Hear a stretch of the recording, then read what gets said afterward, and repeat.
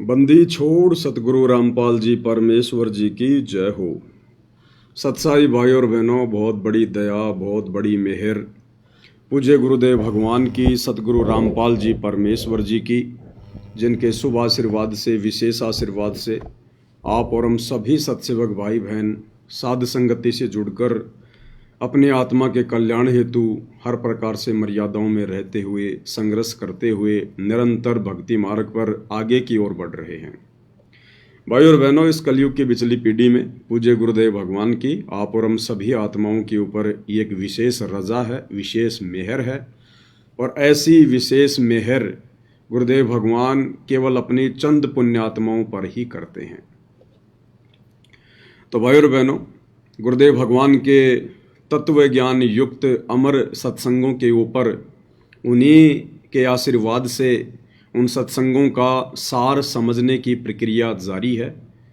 और आज का हम वीडियो शुरू करें उससे पहले पूज्य गुरुदेव भगवान से अरदास करेंगे, गुरुदेव भगवान की वंदना करेंगे, क्योंकि उनके आशीर्वाद के बिना भाई और बहनों कुछ भी संभव नहीं है, कुछ भी। बंदी छोड़ सतगुरु रामपाल जी परमेश्वर जी की जय हो। परम पिता परमात्मा, सारी सृष्टि के सृजनहार, कुल मालिक, असंख्य ब्रह्मांडों के स्वामी, जगत गुरु, तीनों लोकों में प्रवेश करके सबका धारण पोषण करने वाले राजाधिराज, आत्माधार, नाथों के नाथ, देवों के देव महादेव, सर्वेश्वर महेश्वर, मृत्युंजय, अजरो अमर, आदि अनादि सनातनी प्रभु, जगत पिता जगदीश्वर, श्री श्री 1008 की उपाधि के वास्तविक अधिकारी, अकाल मूरत, शब्द स्वरूपी राम वासुदेव, सर्वगतम ब्रह्म, परम पूज्य, प्रथम पूज्य, परम संत, परम पुरुष, परम धनी, परम दयालु, सत्य कबीर, हक्का कबीर, अल्लाहु कबीर, अल्लाहु अकबर, बाखबर, अल्लाह ताला, जगत के तारणहार, जगत के मुक्तिदाता, जगत के जगन्नाथ, हारे के सहारे, हिंदुओं के राम, मुसलमानों के अल्लाह, सिखों के वाहिगुरु, ईसाइयों के मसीह, दया के सागर दयानिधि, करुणा के सागर करुणानिधि, स्वयंभू परिभू, संकट मोचन, कष्ट हरण, मंगल करण, दुख भंजन, अविगत कबीर, निर्विकार निर्विषम परमात्मा, अलय अलेख सतगुरु, आदि अनादि सतगुरु, असली मर्यादा पुरुषोत्तम, असली राम, असली कृष्ण, असली घनश्याम, असली मुरारी, राजाओं के राजा, महाराजाओं के महाराजा, शहंशाहों के शहंशाह, सम्राटों के सम्राट, भगवानों के भगवान, अल्लाहों के अल्लाह, प्रभुओं के प्रभु, मसीहाओं के मसीह, सच्चे वाहिगुरु, बाबाओं के बाबा, पीरों के पीर, सेठों के सेठ, जगत सेठ, सावड़सा सेठ, सर्वगुण संपन्न, अनंत कोटि कलाओं के स्वामी, अनंत कोटि ब्रह्मांडों के नायक, योगियों में महायोगी, ध्यानियों में महाध्यानी, सिद्धों में परम सिद्ध, ज्ञानियों में तत्व ज्ञानी, ब्रह्म ज्ञानी, महाज्ञानी, परम ज्ञानी, सर्वश्रेष्ठ ज्ञानी, विज्ञानी, युवा कबीर, समर्थ कबीर, असमवात, अमित ओजा, सच्चे रहनुमा, करीम अल्लाह, सुभान अल्लाह, दुनिया के अंतिम पैगंबर, 8 सितंबर 1951 से गांव धनाना, जिला सोनीपत, हरियाणा, भारतवर्ष की पावन भूमि पे प्रकट रियल कल्कि भगवान श्री नारायण साकार हरि, श्री बाबा साहेब, नूर अनंत परमात्मा, सच्चे दरवेश, सच्चे बाखबर, संत शिरोमणि सतगुरु रामपाल जी परमेश्वर जी के चरण कमल में साध संगति से जुड़े हुए देश विदेश से आप और हम सभी सत्सेवक भाई बहनों का अनंत कोटि दंडवत प्रणाम। तो भाई और बहनों, पूज्य गुरुदेव भगवान की विशेष रजा के बिना, उनकी विशेष मेहर के बिना साध संगति से जुड़ना या साध संगति से जुड़कर गुरुदेव भगवान के इस अमर तत्व ज्ञान को समझना बेहद मुश्किल है, क्योंकि परमेश्वर ने वर्तमान समय में एकमात्र जरिया जहाँ से आत्माएं अपने गुरु को परमात्मा के रूप में स्वीकार करेंगी, हृदय से ज्ञान को आधार बनाकर, ये तरीका गुरुदेव भगवान ने केवल साध संगतियों के माध्यम से शुरू करवाया है। केवल साध संगति के माध्यम से, साध संगति से जुड़े बिना आप जी ज्ञान को आधार बनाकर गुरु को परमात्मा नहीं मान सकते। और यदि आपने ज्ञान को आधार बनाकर गुरु को परमात्मा मान भी लिया तो आप जी मर्यादा में रहकर भक्ति नहीं कर सकते। इसलिए परमेश्वर ने अपनी गैर हाजिरी में बरवाला कांड 2014 के बाद हिसार जेल में बैठकर साध संगतियां शुरू करवाई। और परमात्मा हिसार जेल में बैठकर यही देख रहे हैं कि मेरे सतलोक जाने के बाद ये आत्माएं किस तरह से मेरे मिशन को आगे बढ़ाएंगी, मेरे मिशन को बर्बाद करेंगी या मेरे मिशन को ऊंचाइयों पर लेकर जाएंगे। इसी बात की रिहर्सल गुरुदेव भगवान वर्तमान में हिसार जेल में बैठकर देख रहे हैं। और निसंदेह भाई और बहनों, दूध का दूध पानी का पानी हो चुका है। गुरुदेव भगवान का कलयुगी परिवार, उनके बेटा बेटी, भाई बंधु, रिश्तेदार, ये कोऑर्डिनेटर, नामदान संचालक, आश्रम संचालक, ये सब के सब गुरुदेव भगवान के मिशन को पाताल में लेकर जा रहे हैं, पाताल में। और परमेश्वर की चंद आत्माएं साथ संगति से जुड़कर गुरु की गैर हाजिरी में इस प्रकार से भय मानकर, डर कर कि जैसे गुरुजी साक्षात हमारे सामने खड़े हैं, पल पल गुरुदेव भगवान हमें देख रहे हैं, हमारे अंग संग हैं, छाया की तरह हमारे साथ में हैं और रहते भी हैं भाई और बहनों। क्योंकि परमेश्वर की वाणी है कि जो बच्चा गऊ की नज़र में यूं साईं को संत और भक्तों के पीछे फिरे वो भगत वत्सल भगवंत। वो भगवान गुरुदेव भगवान पल पल अपनी आत्माओं के अंग संग ही रहते हैं। और ज्ञान को आधार बनाकर अपने घर को ही अपने सतगुरु की गैर हाजिरी में आश्रम बनाकर और अपने गुरुदेव भगवान को पूर्ण ब्रह्म परमेश्वर सत्य पुरुष कबीर देव मानकर भक्ति कर रहे हैं।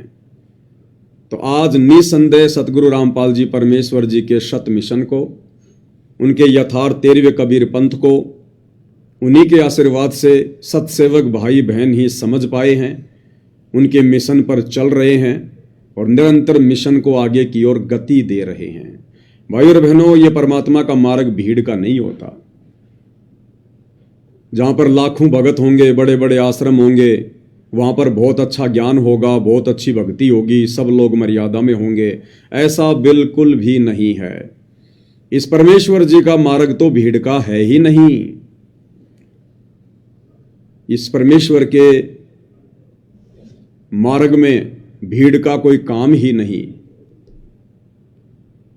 और आने वाले समय में भाई और बहनों, कौन वो आत्माएं होंगी जो सतगुरुदेव के मिशन में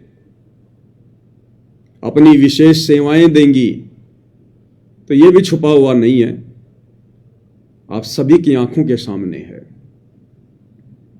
तो आप और हमने भाई और बहनों आगामी समय में गुरुदेव भगवान के मिशन में हाथ बटाकर, अपनी सेवा लगाकर, अपने शुभ कर्म बनाने के लिए आज उनकी गैर हाजिरी में एक सच्चा भगत बनना है, सच्चा भगत। और सच्चा भगत बनने के लिए सबसे पहले गुरु को परमात्मा मानना पड़ेगा, गुरुदेव भगवान के ज्ञान को आधार बनाना पड़ेगा। और भक्ति मार्ग में कोई भी वस्तु, कोई भी नियम, कोई भी बात यदि बाधा बनेगी तो हम उसके लिए संघर्ष करेंगे, हम उसके आगे झुकेंगे नहीं। वो चाहे घर हो, परिवार हो, देश हो या समाज हो, अगर मर्यादाओं के बीच में आते हैं तो हम उसके आगे झुकेंगे नहीं। हमारा मार्ग मारपीट और लड़ाई झगड़े का भी नहीं है। हम मुंह से किसी को उप भी नहीं कहेंगे, हाथ तो छोड़ो किसी की तरफ हम उंगली भी नहीं उठाएंगे। आधीन्य के साथ प्रेम पूर्वक ज्ञान आधार से हम अपनी मर्यादाओं को बचाएंगे। क्योंकि गुरुदेव भगवान ने नाम दीक्षा देते समय स्पष्ट कर दिया था कि बच्चों, गलत काम करना और गलत काम में सहयोग देना दोनों महापाप के भागी हैं, दोनों महापाप हैं। तो आप और हम भगत भाई बहनों ने आगामी समय में या वर्तमान समय में कोई भी गलती करने से बचना है। अन्यथा वर्तमान में हम जिस नाजुक दौर से गुजर रहे हैं, ये हमारी परीक्षा का समय है, हमारा फाइनल एग्जाम है, सतलोक के लिए फाइनल एग्जाम। और इस समय सावधानी हटी और दुर्घटना घटी। और हर प्रकार की मर्यादाओं को लेकर हमने सचेत रहना है। ये ना सोचना कि हम सात संगति से जुड़ गए, हम तो सात संगति की वीडियो देख रहे हैं, हमने तो गुरुजी की आरती उतारना शुरू कर दिया, हम गुरुजी को भोग भी लगा रहे हैं, हमें सारा ज्ञान हो गया।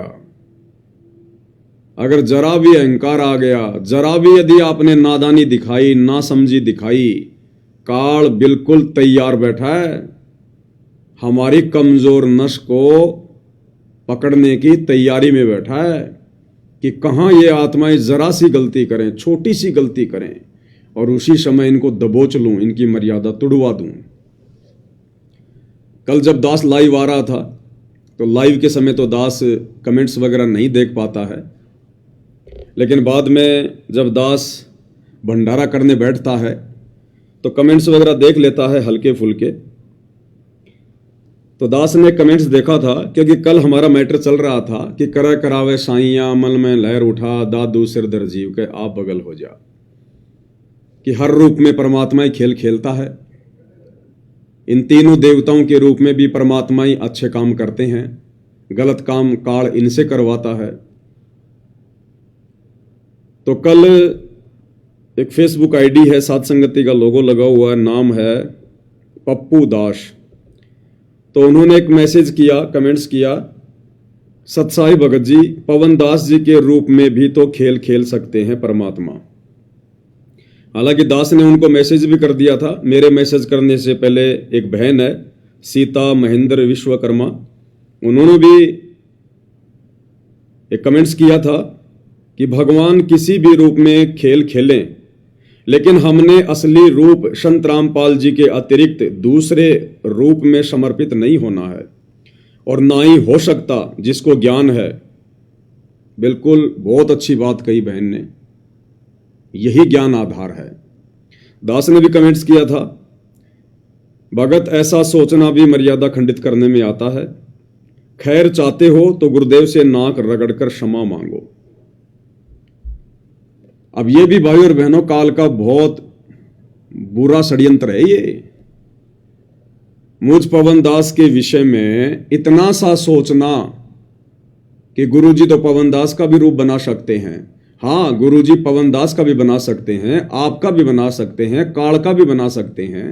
जब गुरुजी ब्रह्मा विष्णु महेश का बना सकते हैं, अपने पुत्रों का बना सकते हैं, वे तो अनंत कोटि कलाओं के स्वामी हैं, वे तो किसी का भी रूप बना सकते हैं।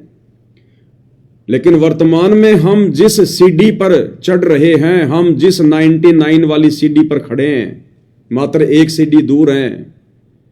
और उस समय इस प्रकार की बातें सोचना, और आपने जो धारणा अपने मन में पैदा करके ये बात कही है कमेंट्स में, जो सोचा है, वो आप भी भली बातें जानते होंगे भगत जी, कि कहीं न कहीं आपने मुझ पवन दास में आस्था दिखाई है, कहीं न कहीं आपने मुझ पवन दास में श्रद्धा लगाई है। और भगत जी इतने में ही बात बिगड़ जाती है, इतने में ही। इसीलिए परमात्मा कहते हैं, गुरु को तजे भजे जो आना, तापसुआ को फोकट ज्ञाना। अरे भैया, परमात्मा ने इतना अच्छा ज्ञान दे दिया, आप और हमको जानवर तो है नहीं, मनुष्य शरीरधारी प्राणी है। और यदि अपने गुरुदेव से प्राप्त ज्ञान को अगर भगत आगे नहीं बढ़ाएगा, अपने गुरुदेव के ज्ञान की चर्चा भगत नहीं करेगा, तो क्या जानवर करेंगे, गधे करेंगे क्या? अब ये सबकी अपनी अपनी योग्यता के ऊपर है, सबकी अपनी अपनी क्षमता के ऊपर है कि आपने गुरुदेव को कितना समझा, कैसा समझा। बहुत सारे भाई बहन संगत में ऐसे हैं जिनकी गिनती नहीं, सात संगति में, जिन्होंने गुरुदेव भगवान को मुझ पवन दास से भी बेहतर समझा है, लेकिन उनकी बोलने की शैली नहीं है, वो बोल के उस बात को नहीं बता सकते। तो ये सोचना भी कि गुरुजी पवन दास के रूप में भी तो खेल खेल सकते हैं, ये भगत जी हमारी छोटी सोच और घटिया मानसिकता को दर्शाता है। इस पवन दास की औकात का पवन दास को पता है भाई। जब लाइव बैठता हूं तो पसीने आते हैं, पसीने। अगर जरा सी गलती अगर बोलने में हो गई कहीं भी तो मेरे जीवन और मृत्यु का सवाल है ये। बार बार हर बात के लिए गलती नहीं मांगी जाती, और ना बार बार गलती करने पर परमात्मा जो है माफ करता है। तो मुझ पवन दास को पता है मेरा कलेजा कैसे धक धक करता है जब मैं लाइव बैठता हूं कि परमात्मा ये कैसे लाइव समाप्त होगा, सफल करना परमात्मा इसको। सारा दिन मुझे एक चिंता सी बनी रहती है, और आपने एक झटके में कह दिया मुंह उठा के कि गुरुजी पवन दास के रूप में भी तो खेल खेल सकते हैं। सिर्फ छोटी सी बात को लेकर कि पवन दास बहुत अच्छा बोल लेता है। अरे आप भी बोलो ना, मना किसने किया भाई? जानवर थोड़ी हैं, परमात्मा ने मुंह में जुबान दे रखी है, बोलिए, आप भी बोलिए, आप भी लाइव आइए, आप भी वीडियो बनाइए। परमात्मा ने किसी के हाथ थोड़े बांध रखे हैं, एक पवन दास को जिम्मेदारी थोड़ी दे रखी है। परमात्मा ने तो समान रूप से अपने ज्ञान की वर्षा की है, और जो जैसा अपने गुरुजी के ज्ञान को समझेगा, अपने गुरुजी को समझेगा, वो तो वैसा ही उनका बखान करेगा, उनकी महिमा करेगा। भगत का और क्या काम है? भगत का यही काम है, अपनी भक्ति करो और भगवान के ज्ञान का प्रचार करो। ये सोशल मीडिया दे दी भगवान ने, हम साथ संगति से लाइव जुड़कर भगवान के ज्ञान का प्रचार कर रहे हैं। और कोई अगर 2 शब्द अच्छे मुंह से निकाल देता है तो उसमें जीव का श्रेय है क्या? ये सद्बुद्धि भी तो भगवान दे रहे हैं। मुझ पवन दास का इसमें कोई श्रेय है क्या, कोई रोल है क्या? मैं तो हर बार कहता हूं,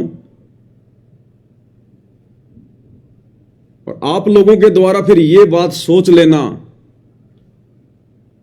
पता है आपने अपनी कितनी भक्ति का सत्यानाश कर दिया। आपने एक मनुष्य जन्म गवा दिया। अगर आपने इस भाव से ये बात सोचकर कही है तो, अगर आपने मुझ पवन दास में जरा भी श्रद्धा व्यक्त करके, या मुझ पवन दास में सतगुरु रामपाल जी को देख करके अगर आपने ये बात कही है, क्योंकि ये तो आपकी अंतरात्मा ही जान सकती है भगत जी, तो आपने अपना ये मनुष्य जन्म बर्बाद कर दिया, और अगले की कोई गारंटी नहीं भाई। अगर अपनी गलती का पश्चाताप है तो सतगुरुदेव भगवान से इसी समय नाक रगड़ रगड़ के क्षमा याचना मांग लीजिएगा। ये छोटी मोटी गलती नहीं है, भक्ति मार्ग की सबसे बड़ी गलती है, सबसे बड़ी गलती। ये गलतियां भक्ति मार्ग में जायज नहीं है। कल को भाई बहन मेरे वीडियो उठाकर उनके ऊपर वीडियो बनाएंगे, और मेरे वीडियो के ऊपर कोई और अच्छे से समझाने वाला भगत मिल जाएगा, तो क्या उसके ऊपर आस्था लगा लोगे कि इस भगत के रूप में तो गुरुजी हैं, इस भगत के रूप में तो पवन दास आ गया? पवन दास कोई भूत है क्या? गुरुजी कोई प्रेत है क्या जो मुझ पवन दास के अंदर आ जाएंगे? कोई भूत है गुरुजी? ये सबसे बड़ी गलती है भक्ति मार्ग में, सबसे बड़ी गलती। भाई हम तो महिमा करेंगे गुरुजी की, हमें तो महिमा करने के लिए भगवान ने जुबान दी है। जिव्या तो वाये बलि जो रटे हरि को नाम, नहीं तो काट के फेंक दियो मुख में भलो ना चाम। हमें गुरुदेव भगवान ने जिस मकसद के लिए जुबान दी है, हम तो भाई वही करेंगे और वही हम कर रहे हैं, और अंतिम श्वास तक यही चलेगा। अब यदि कोई इक्का दुक्का अपना कोई कर्म बिगाड़ रहा है तो उसमें हमारा दोष नहीं है, फिर उसमें पवन दास का दोष नहीं है। उसकी अपनी नादानी है, नासमझी है, अज्ञानता है, मूर्खता है, वो खुद ठोकर खाएगा।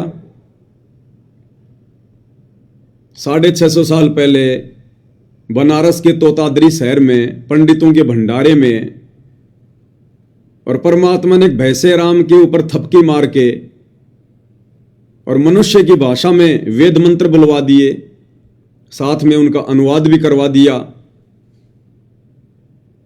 तो क्यों झोटा राम के अंदर हम कबीर भगवान को देखने लग जाएं, उस भैंसे राम की पूजा करने लग जाएं, उस जानवर की महिमा करने लग जाएं क्या?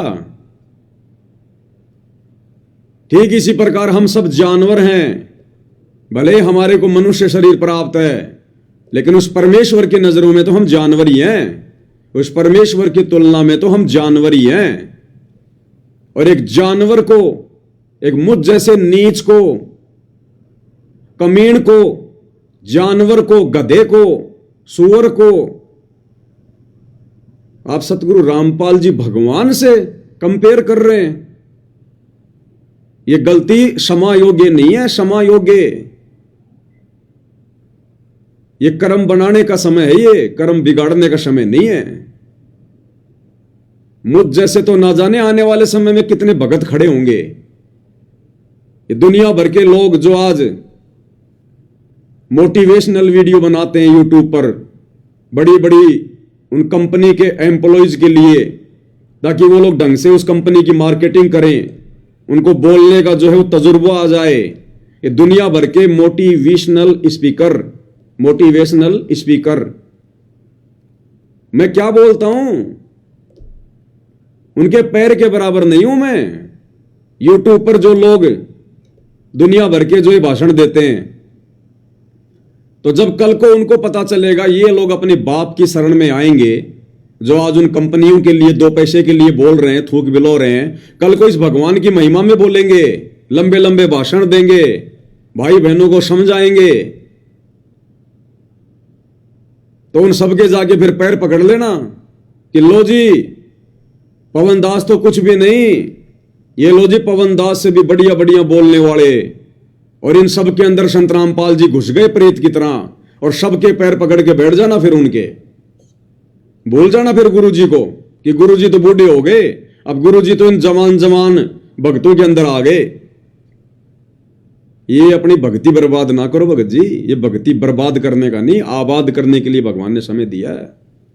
दास पहले भी 2-3 बार इस टॉपिक पर बातें कर चुका है। 2-4 मूर्ख थे ऐसे।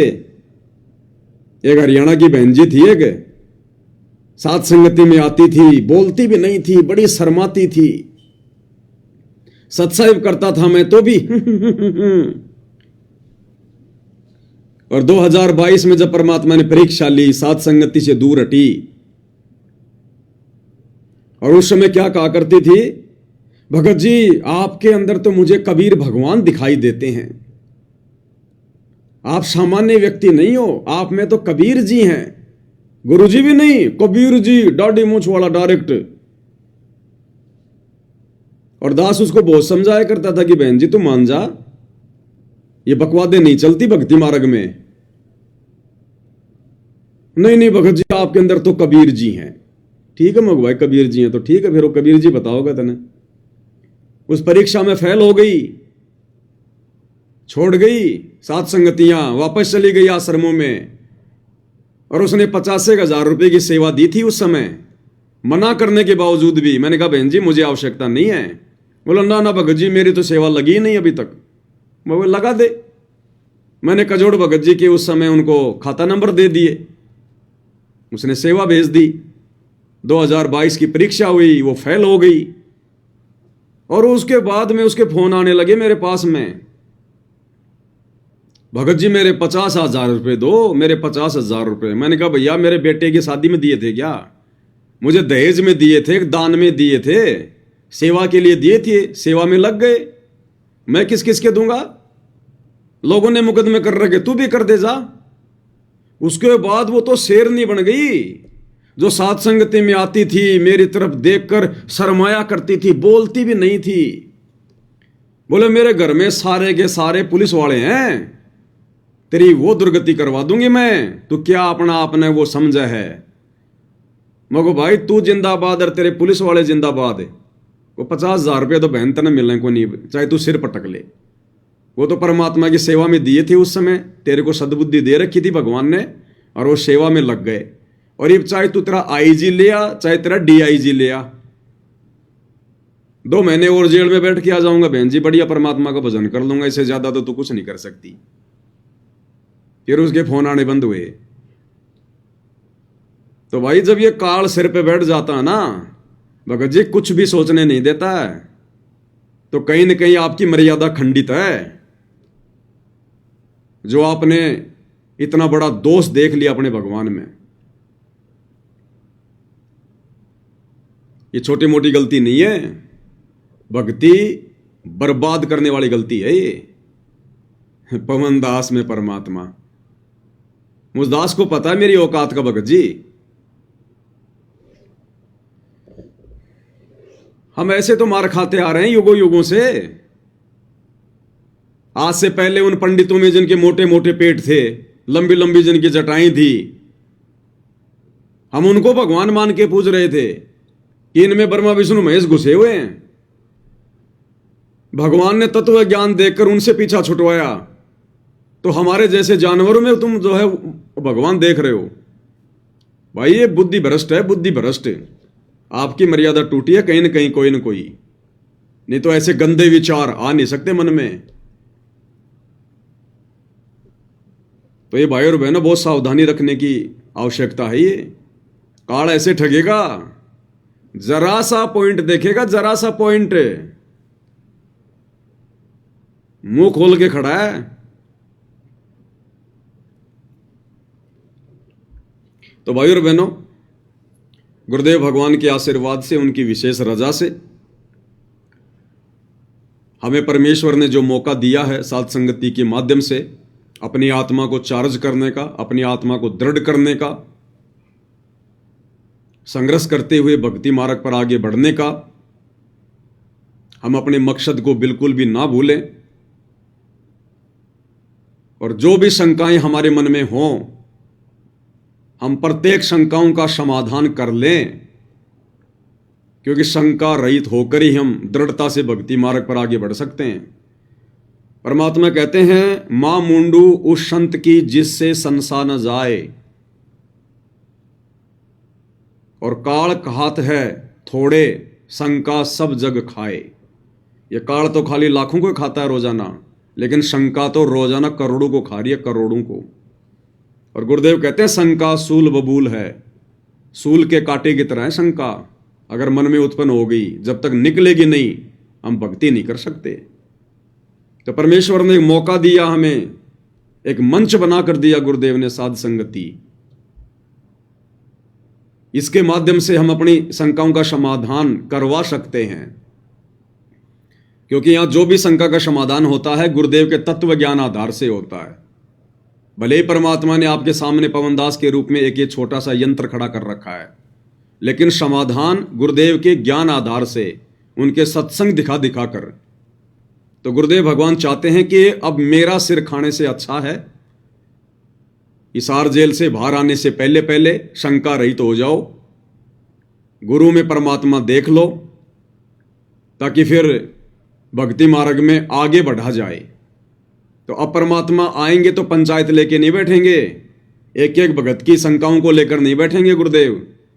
ये ब्रह्मा विष्णु महेश के माता पिता नहीं दिखाएंगे भगवान, अब जो भी दिखाना था दिखा दिया।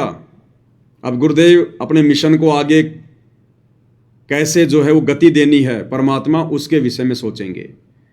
कैसे परमात्मा ने इस मार्ग को सेट करना है, ताकि उनकी गैर हाजिरी में, उनकी अनुपस्थिति में हजारों वर्षों तक ये मार्ग निर्बाध रूप से चले, परमात्मा उसके लिए अपनी प्लानिंग करेंगे।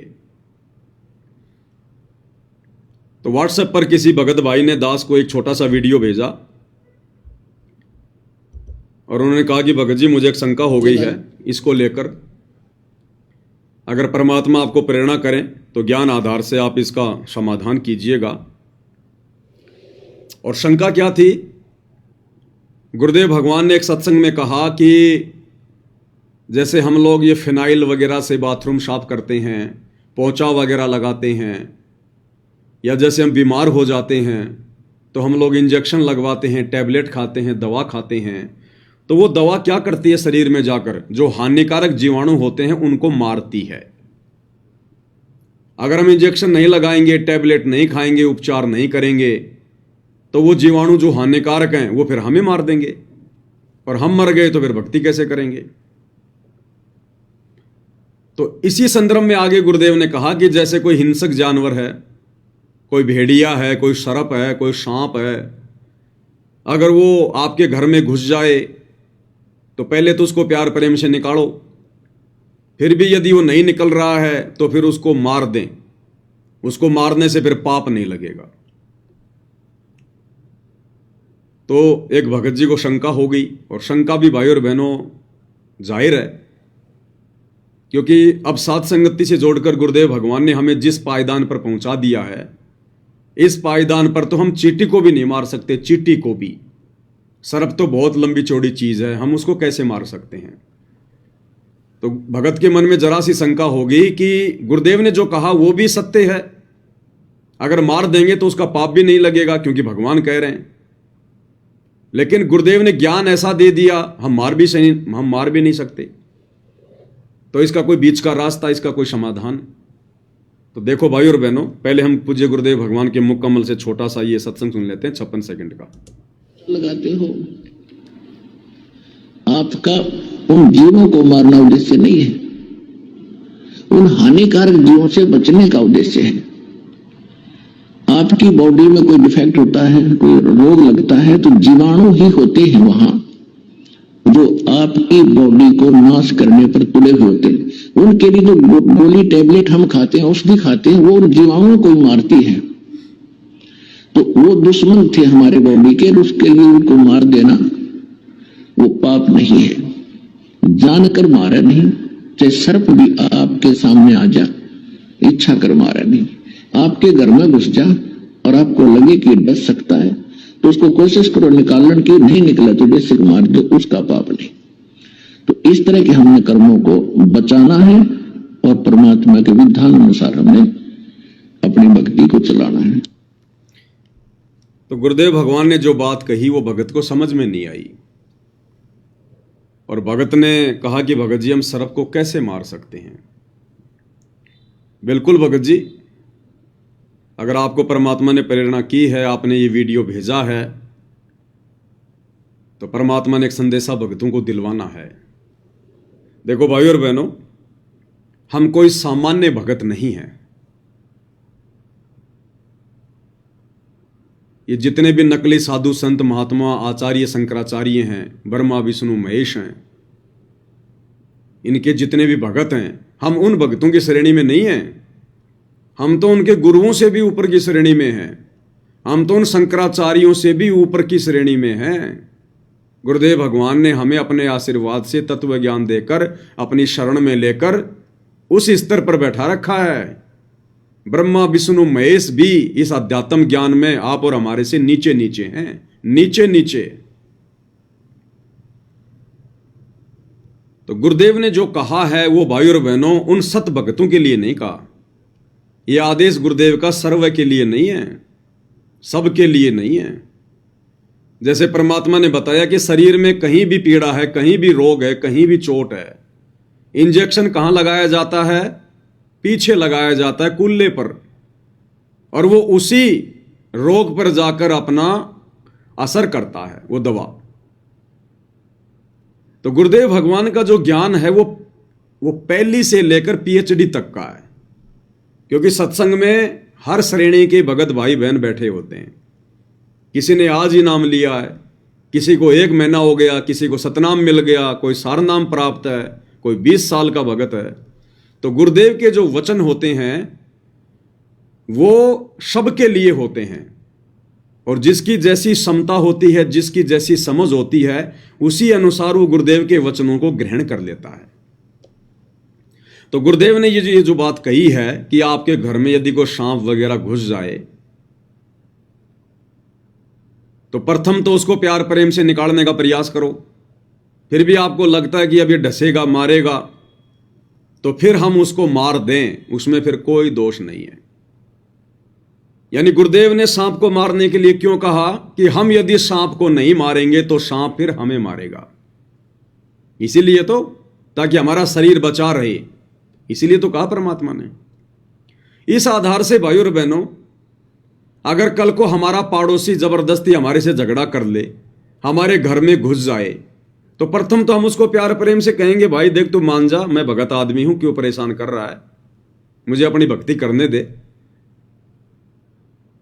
प्रथम तो प्यार प्रेम से उसको बाहर निकालेंगे, और फिर भी वो जबरदस्ती हमें मारने पर आतुर हो, लठ हाथ में ले रखा हो, धारमदार कोई हथियार हाथ में ले रखा हो, या कोई फौज पुलिस से रिटायरमेंट हो अपनी बंदूक लेके आ गया हो, कि नहीं आज तो मैं तेरा भगत जी काम ही तमाम करूंगा, तो क्या भाई और बहनों फिर हमने उस व्यक्ति को मार देना चाहिए? भाई अन्यथा वो हमारे को मार देगा, फिर हम भक्ति कैसे करेंगे? भाई गुरुदेव ने यही तो कहा कि प्रथम तो सांप को, जो आपको मारना चाहता है, आपको डसना चाहता है, आपका जीवन समाप्त करना चाहता है, प्रथम तो प्यार प्रेम से बाहर निकालो, नहीं निकलता तो फिर मार दो। तो ऐसे ही आपका पड़ोसी या अन्य कोई व्यक्ति जबरदस्ती आपके घर में घुसकर, क्योंकि ये तो कलयुग है, यहां तो जबरदस्ती की आफत दरवाजे पे खड़ी रहती है, तो यदि वो आपको मारने आ जाए और बंदूक हाथ में लेके आ जाए कि बस आज तेरे को मारूंगा, तो गुरुदेव के इस सत्संग आधार से तो फिर हमने उस व्यक्ति को मार देना चाहिए कि वरना ये मुझे मारेगा। और मार दिया तो फिर क्या होगा? मार दिया तो फिर क्या होगा? फिर जेल में बैठ के भक्ति करने की, जेल में बैठ के भक्ति करनी पड़ेगी पूरी उम्र।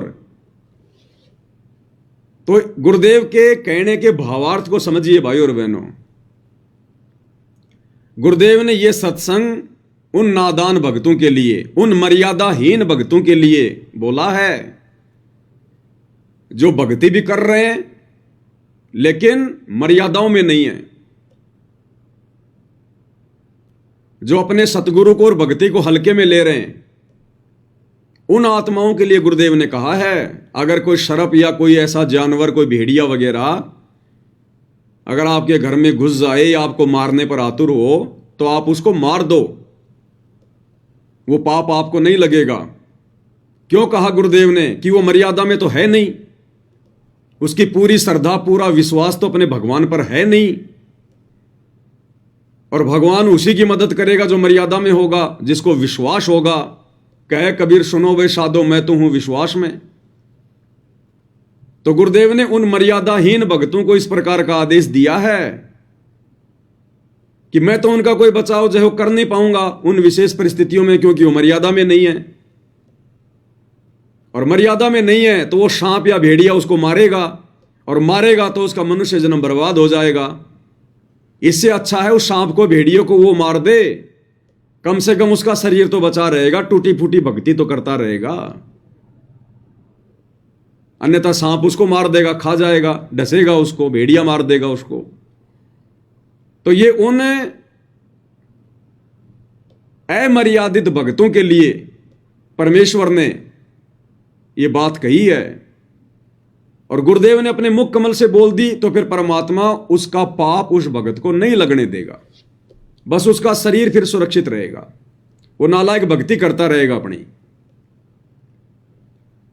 और भाई जो मर्यादा में है, जिसका विश्वास अपने गुरुदेव भगवान पर है, जो अपने गुरु को परमात्मा मान लिया है, और जिसने अपना तन मन धन अपनी आत्मा के कल्याण के लिए अपने गुरुदेव के चरणों में न्योछावर कर दिया है, उसका तो शेर भी बाल बाका नहीं कर सकता। शेर भी, काल भी 100 कदम दूर रहेगा उस भगत से, काल भी। फिर सर्प क्या बिगाड़ लेगा भाई उसका? सर्प क्या बिगाड़ लेगा? फिर भगवान कौन से दिन काम आएगा? फिर भगवान कौन से दिन हमारी मदद करेगा? कौन से दिन हमारी हेल्प करेगा? इसके लिए भाई और बहनों हमने सत्संगों को आधार बनाना पड़ेगा। सत्संगों को, मान लीजिए मैं पवन दास मर्यादा में हूं, जो मर्यादा मुझे गुरुदेव ने बता रखी है, मैं गुरुदेव के प्रत्येक वचन में चल रहा हूं।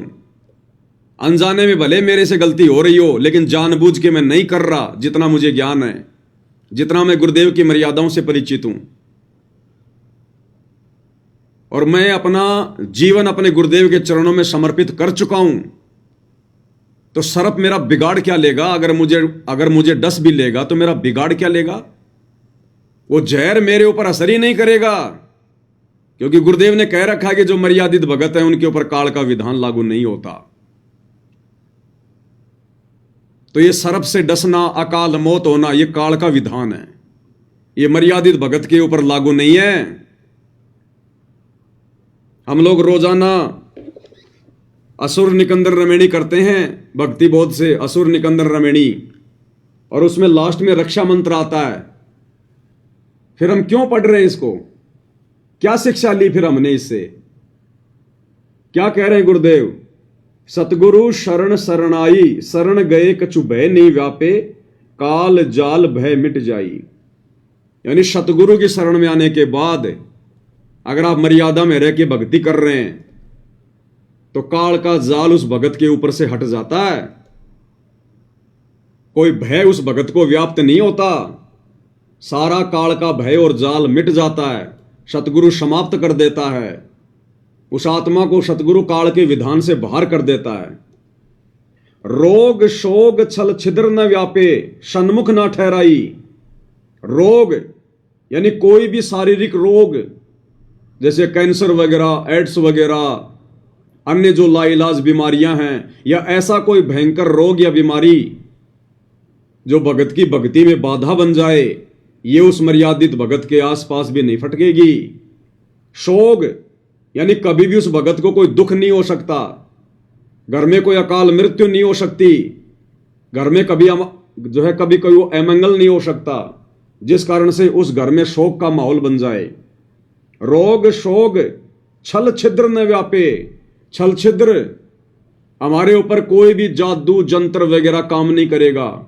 हमारे साथ में कोई कितना भी धोखा क्यों ना करो, जंत्र मंत्र क्यों ना करवाओ, संसार का सबसे बड़े से बड़ा कोई बाबा बंगाली क्यों ना आ जाए, जो दीवारों पे लिखा होता ना वशीकरण मंत्र बाबा बंगाली फलाना दिखना, वो बाबा बंगाली का बाबा भी क्यों ना आ जाए, सतगुरु रामपाल जी परमेश्वर जी के मर्यादित भगत पर उसका कोई जंत्र मंत्र काम नहीं करेगा। सन्मुख ना ठहराई, सामने भी नहीं ठहर पाएगा उसका जंत्र मंत्र सतगुरु रामपाल जी के मर्यादित भगत पर। और जहर अग्नि तन निकट न आवे, दूरी जात रंगाई। जहर और अग्नि उस भगत के निकट भी नहीं आ सकती। अब सांप काटेगा तो आदमी जहर से तो मरेगा, तो फिर हम क्यों मारेंगे सांप को? अगर वो काट भी लेगा तो शरीर में क्या फैलाएगा? जहर। और गुरुजी क्या कह रहे हैं कि जो मेरा मर्यादित भगत होगा, जहर और अग्नि तन निकट न आवे, तन यानी शरीर, मेरे भगत के निकट भी नहीं आ सकता। जहर और अग्नि यानी जहर और अग्नि से मेरे भगत की मृत्यु नहीं हो सकती। दूरी जात रंगाई, दूर भाग जाएंगे। वीर बेताल बाण ना लागे, यम के कोट डहाई। इस काल के द्वारा छोड़े गए उसके जो हलकारे हैं, जो काल की जो शक्तियां हैं, वीर बेताल भैरव भूत, ये पितर, ये प्रेत, कहते ये निकट भी नहीं आ सकते। इनका कोई भी तीर, ये कोई भी जो शक्तियां हैं जो काल की, ये भगत को नुकसान नहीं पहुंचा सकती। जम के कोट डहाई, कोट यानी उसका किला, जम यानी काल, डहाई यानी ढह जाएगा, काल का वो किला भी ढह जाएगा। 98 पुण्य मोठ ना लागे, उल्ट तही दरखाई। 98 प्रकार के जादू जंत्र होते हैं, वशीकरण होते हैं दूसरों को पीड़ा देने के लिए, ये मूठ वगैरह। तो कहते 98 पुण्य मोठ ना लागे, सतगुरु रामपाल जी के मर्यादित भगत पर ये 98 प्रकार के जंत्र मंत्र भी फैल हो जाएंगे। उल्ट तही दरखाई, जो हम पर मूठ वगैरह छुड़वाएगा या करवाएगा, उल्टा उसी के ऊपर जाकर वो जंत्र मंत्र काम करेंगे, उल्टा उसी को पीड़ा देंगे। बैर करे सोए दुख पावे, सुरती शब्द मिल जाई। भगत के साथ अगर कोई बैर करेगा, ये भगतों की बात हो रही है, मर्यादित भगतों की, उन भक्तों की नहीं जिन्होंने खाली सतगुरु रामपाल जी से उपदेश ले लिया, गले में लॉकेट लटका लिया, हाथ में रक्षा सूत्र बांध लिया, मुंह में सत साहेब, और मर्यादा कोई है नहीं, राजनेताओं की रैलियों में धक्के खा रहे हैं। तो वो तो केवल अपने संस्कार आधार से बचेंगे, सतगुरु उनकी रक्षा नहीं करेगा। अगर किसी पर आपत्ति आ भी गई, अगर वो बच भी गया, तो सतगुरु उसके संस्कार से करेगा, उसकी वर्तमान भक्ति से नहीं करेगा। सुरती शब्द मिल जाई, यानी भगत की तो भक्ति आगे बढ़ेगी, उसकी सुरती आगे को बढ़ेगी, लोग चाहे उसके साथ कितना ही बैर भाव क्यों ना करें। कहे कबीर हम जमदम पे लिया, सतगुरु लाख दुहाई। और कबीर परमेश्वर कह रहे हैं कि मैंने यमदूतों के समूह को मार मार के भगाया। कहे कबीर हम जमदम पे लिया, सतगुरु लाख दुआई, सतगुरु दुआई दे रहे हैं कि मेरी बात पे यकीन करना, विश्वास करना, साक्षी मानना इस बात को। साध वचन पलटे नहीं, चाहे पलट जाए ब्रह्मांड। तो भाई एक तरफ तो गुरुदेव भगवान कह रहे हैं कि मेरे मर्यादित भगत पे तो जहर काम ही नहीं करेगा, तो सांप कौन सा अमृत छोड़ेगा? जहर ही तो छोड़ता है सांप जब काटता है। तो जानबूझ के हम उसे कटवा नहीं रहे। अगर धोखे से काट लिया या उसको बाहर निकालते निकालते उसने हमारे को अगर वो डस लिया, तो उस जहर का, चाहे वो कोबरा, क्या कोबरा का नाना क्यों ना हो, सतगुरु रामपाल जी के मर्यादित भगत पर असर ही नहीं करेगा।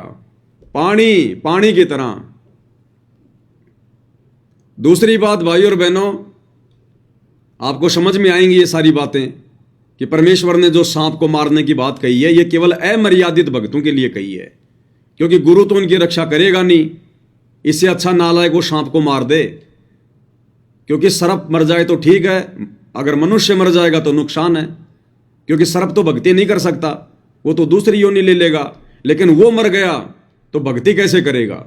तो उन अमर्यादित भक्तों के लिए कहा गुरुदेव ने।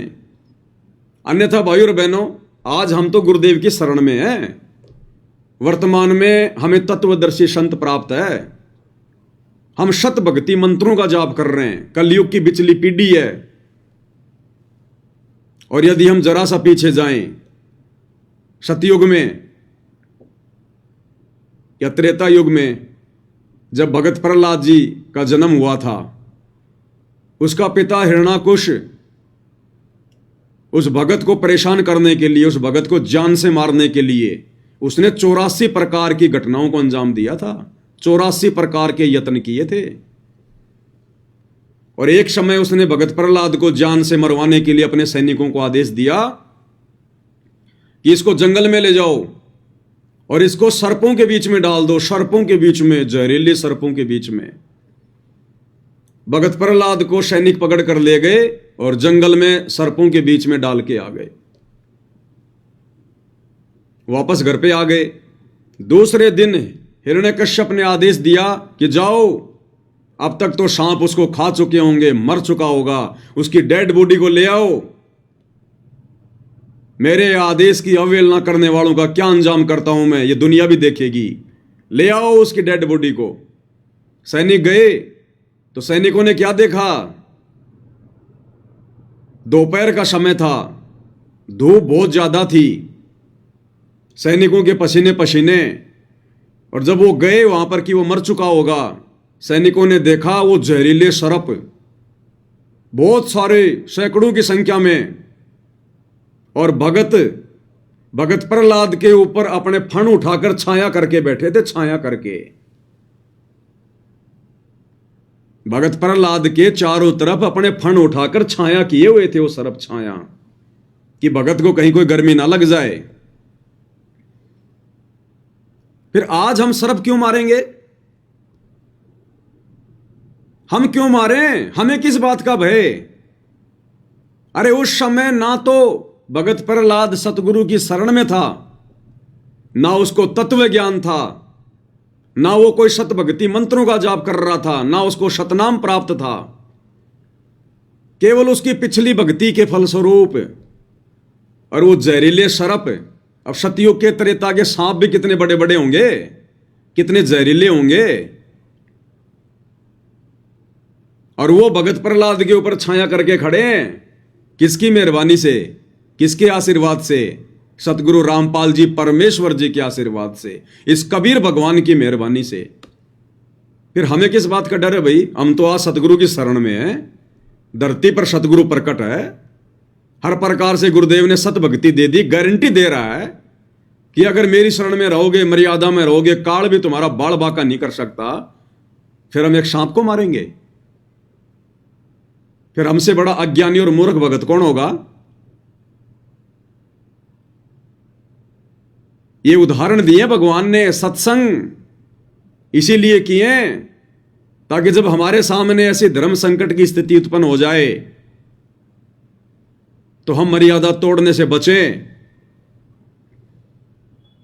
अरे और तो छोड़ो, अरे मीराबाई ने तो जहरीले शराब का और जहरी पी लिया था भगवान का नाम लेकर। परमात्मा पे विश्वास करके उसके देवर ने, राणा ने जहरीले सर्प का विष मंगवाया था कि जीभ पर रखते ही मर जाए। अरे आजकल के सांप तो यूरिया, क्योंकि खेती सब यूरिया हो गई। अब चूहे क्या खाएंगे? फसल खाएंगे, कीड़े मकोड़े खाएंगे, चारों तरफ यूरिया यूरिया है। सांप उन चूहों को खाएंगे, चारों तरफ यूरिया यूरिया है, पेस्टिसाइड है। आजकल के तो सर्पों का जहर भी निष्क्रिय हो चुका है। और मीराबाई को जिस सर्प का जहर मंगवाकर मारने का प्रयास किया गया था, वो कितना जबरदस्त जहर था। और अपने भगवान पर विश्वास करके उसने तो जहर पी लिया था। वो तो बेचारी इतने सत्संग भी नहीं सुनती थी, लेकिन उसने विश्वास किया। वो जहर उसका बाल विवाह का नहीं कर पाया, क्योंकि मालिक की वाणी है, जहर अग्नि तन निकट ने आवे दूरी जात रंगाई। बताओ फिर हम क्यों डर रहे हैं भाई? फिर हम क्यों सर्प को मार देंगे? अरे सर्प को मारने की नौबत ही ना पड़े, मर्यादा में रह के भक्ति करो ना। परमात्मा सर्प तुम्हारे निकट ही नहीं आने देगा। परमात्मा तुम्हें कभी ऐसी परिस्थितियों में पड़ने नहीं देगा। अगर हम गुरु को परमात्मा मान के मर्यादा में रह के भक्ति करेंगे तो फिर हमें डर किस बात का? और एक सत्संग में गुरुदेव भगवान ने क्या कहा? गुरुदेव भगवान ने कहा कि जब भी तुम्हारे ऊपर ऐसी कोई आपत्ति आवे, कोई आपदा, कोई संकट आवे, डगमग मत होना। अगर तुम्हारा कति सर्वनाश भी होने वाला हो, सर्वनाश, सर्वनाश किसको कहते हैं?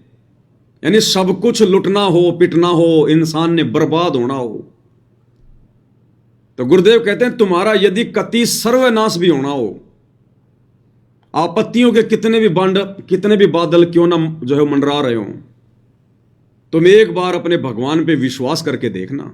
विश्वास करके, अरे अगर कोई अमर्यादित भगत भी अगर विश्वास कर ले तो परमात्मा ने उस अमर्यादित की भी उसके विश्वास आधार से रक्षा करनी पड़ती है। तो क्या कह रहे हैं गुरुदेव भगवान? अपना आत्मा हमारा इतना दिल कमजोर हो चुका है कि हम वहां तक बुद्धि उठती नहीं ना, दिल डटता कि हम भगवान भी इतना विश्वास कर सके। जैसे कहते हैं कि तुलसी बेरुआ बाग में शीतत भी मुरझावे, राम भरोसे जो रहे वो पर्वत पर लहरावे। बगीचे के अंदर बूटा लगा दिया, पौधा लगा दिया, सिंचाई करते करते खत्म हो जाता है, मुरझा जाता है। राम भरोसे पर्वत के ऊपर कोई संभालने वाला नहीं, कोई सिंचाई करनिया नहीं। कहते राम भरोसे जो रहे पर्वत पर लहरावे। तो हमारा इतनी बुद्धि उठती नहीं, लेकिन इसको उठाने का ये प्रोसीजर है। एक दिन ऐसी दृढ़ता होगी आपके अंदर, सर्वनाश होता दिखा आपने, आप दृढ़ रहना भगवान के ऊपर, फिर देखना ऐसा बादल टल जाएगा, दुख का तो सोच भी नहीं सकते आप।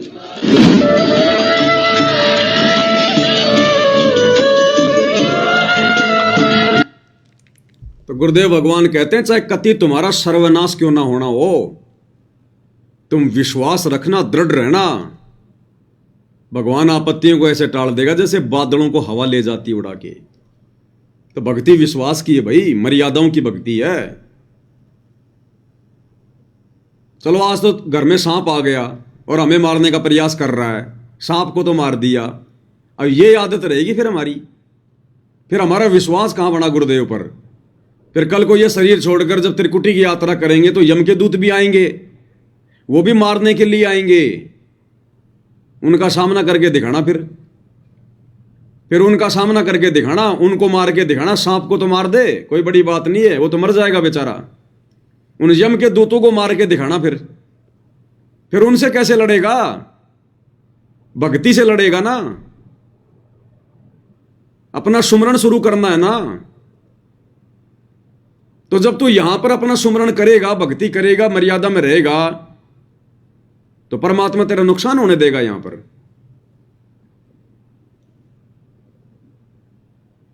और एक सत्संग में गुरुदेव भगवान ने मीराबाई के चाचा ससुर भुवन के बारे में बताया। भुवन के बारे में, भुवन राणा का महामंत्री था और उसको शिकार भी खेलने के लिए जाना पड़ता था। और भुवन ने नाम दीक्षा भी ले ली थी मीराबाई के कहने पर कबीर परमेश्वर जी से। एक दिन भुवन शिकार खेल कर आया, वापस आकर मीराबाई को बताने लगा कि आज मैंने एक गर्भवती हिरण को मारा, एक ही तलवार के झटके में 2 टूक कर दिए मैंने, गर्भवती थी। मीरा ने कहा कि चाचा तू भक्ति नहीं कर सकता, तू भगत नहीं है, तेरा हाथ कैसे उठ गया? गुरुजी तो चींटी को भी सताने से मना करते हैं, चाचा तू भक्ति के योग्य नहीं है। वो भी डर गया, उसको भी अपनी गलती का पश्चाताप हुआ कि चाचा तेरा तो नाम खंड हो गया। आगे से भवन के मन में ऐसी धारणा बन गई, उसने वो लोहे की तलवार रखना बंद कर दिया, लकड़ी की तलवार रखना शुरू कर दी। बोला अगर मारना भी पड़ गया तो खाली लकड़ी वकड़ी मार दूंगा, लेकिन हत्या नहीं करूंगा। और क्या सोचा भवन ने कि भले शेर मुझे खा जाए लेकिन मैं हत्या नहीं करूंगा। अब यहां ये बात भी तो बोल रहे हैं गुरुदेव, उस बात को तो हमने पकड़ लिया कि सांप आ जाए घर में तो मार दो, और यहां भी तो वही परमात्मा बोल रहे हैं भवन का उदाहरण देकर, भले शेर मुझे खा जाए लेकिन मैं हत्या नहीं करूंगा। तो वहां भी तो बोल सकते थे गुरुजी कि शेर सार को मार दो, अगर ऐसे आ जाए तो कोई दिक्कत नहीं है, पाप नहीं लगेगा। गुरुदेव भगवान के मुख कमल से सुनते हैं।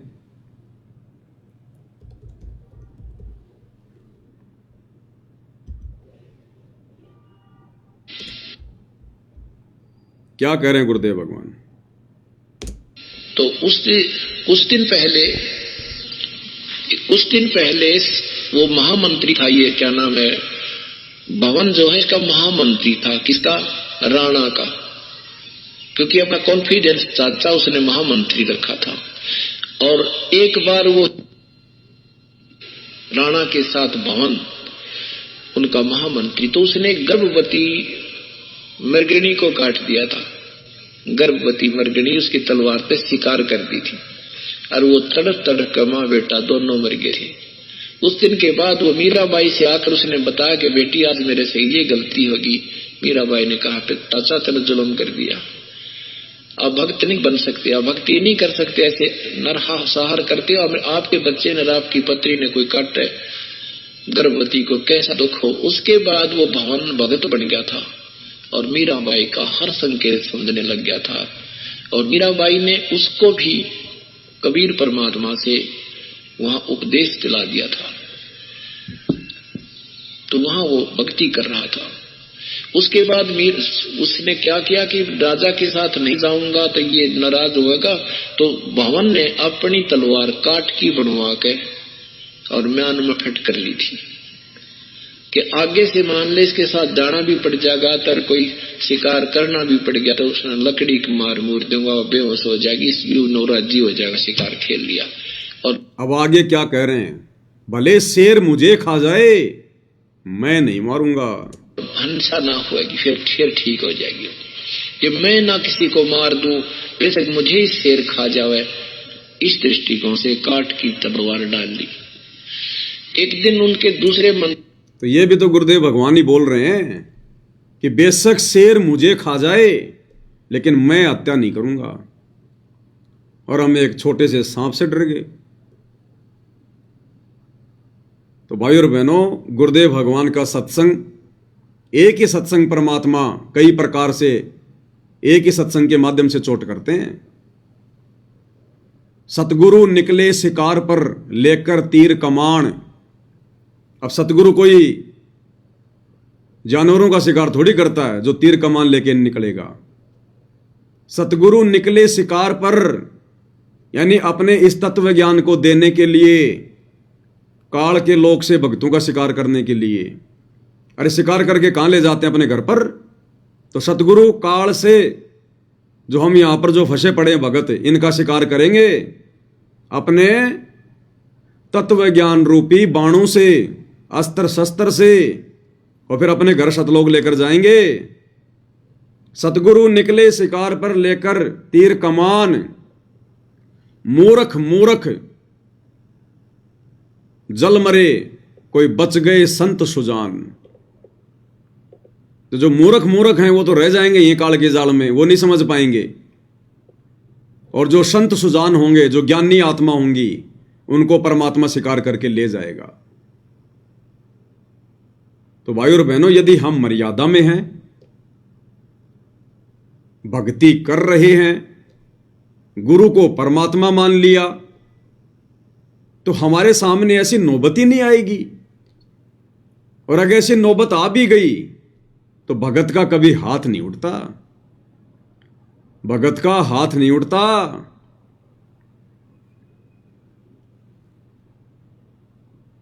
एक सत्संग में गुरुदेव भगवान ने हनुमान जी का जिक्र किया। हनुमान जी का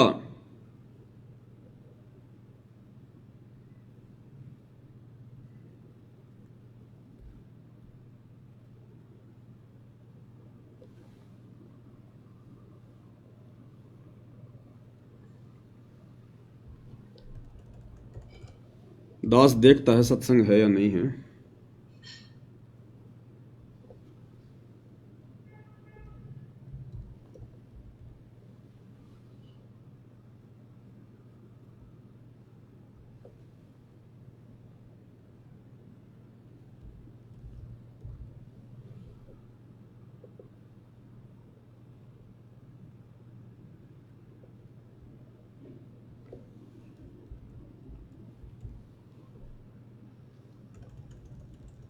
दास ने सेव तो किया था भाई और बहनों, कहाँ चला गया।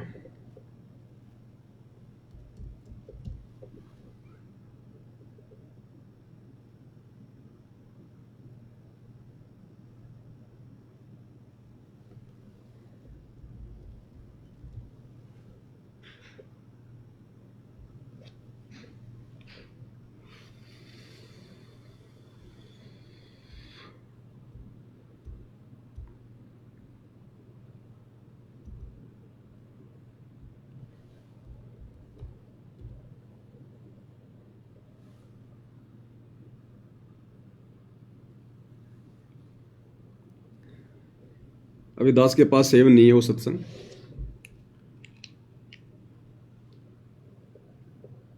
उसमें जब त्रेता युग में कबीर परमेश्वर मुनिंदर ऋषि के नाम से आए हुए थे, फिर हनुमान जी से ज्ञान गोष्ठी हुई,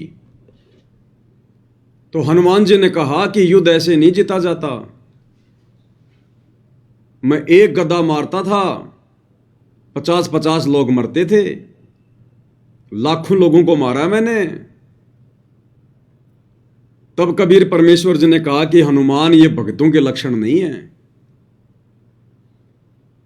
ये लोगों को मारना, मार पिटाई करना, लड़ाई झगड़ा करना, ये भक्तों के लक्षण नहीं है। भगत तो किसी के तरफ उंगली भी नहीं उठा सकता, उंगली भी नहीं कर सकता भगत तो किसी की तरफ। मिल गए सत्संग मालिक के आशीर्वाद से। क्या कह रहे हैं गुरुदेव भगवान, ध्यान से सुनिएगा।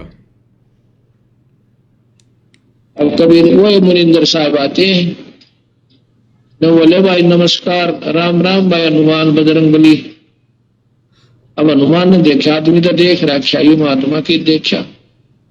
क्या लगा, महाराज जी मैंने देखे हुए हो, आप कहाँ देखे थे? भाई देखा होगा जरूर, एक बार नहीं कई बार देखा होगा। पहले हम देखा था जब तेरा कंगन रल गया था उस मटके में, मैं वही मुनिंदर हूँ भाई। और दूसरी बात की देखा होगा तो नहीं, जब तेरे राम का पुड़ना बंद था, मैं वही मुनिंदर हूँ भाई। बोला हनुमान भाई रहे, भगवान बचे पार पड़ेगी। अब जी भजू सो भगवान का, माड़ा राखू सो राम राम राम राम करया करो। नादानी राम राम करने तक कोई ना पार पड़े। कौन है तेरा राम? तेरा इष्ट कौन है? कि रामचंद्र दशरथ पुत्र ना बेटा।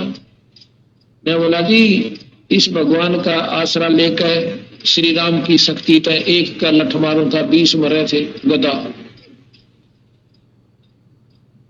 मुनिंदर जी कहते हैं ये साधु लक्षण नहीं अनुमाना, या मार काट करना संता का काम नहीं होता बीरा, ये भी तेरे में भक्ता के लक्षण कोई नहीं।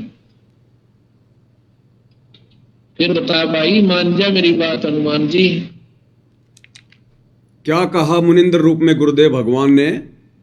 जब हनुमान जी ने कहा कि मैं एक का लठ मारू था 50-50 मरे थे, तो गुरुदेव ने कहा कि ये संतों भक्तों के लक्षण नहीं है, मार पिटाई करना, लड़ाई झगड़ा करना। ये अब भाई और बहनों, ये बहुत गहरी गहरी बातें हैं। ये